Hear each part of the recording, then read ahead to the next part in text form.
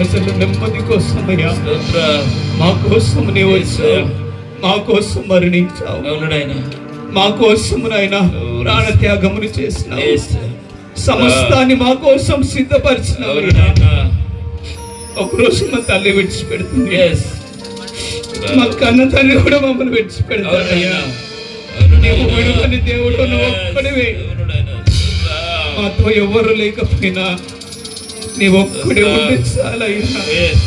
నీవుంటే ఈ లోకమును మేము జయిస్తాం.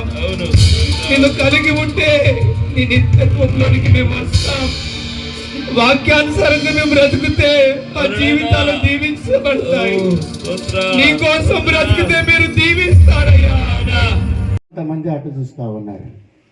మీరేం గెలికినా వాక్యం మీకు చూపిస్తా, ఎటు చూడాలనో చెప్తా మీకు. 123వ కీర్తన 1వ వచనం. ఆ వీడియో తీసేటాయన చూడాలా, నన్ను చూడాలా, మీ సర్కిట్ ఇన్ఛార్జ్ని చూడాలా, మీ పాస్టర్ని చూడాలా, మందున్న పాస్టర్లను చూడాలా, ఎక్కడ చూడాలా.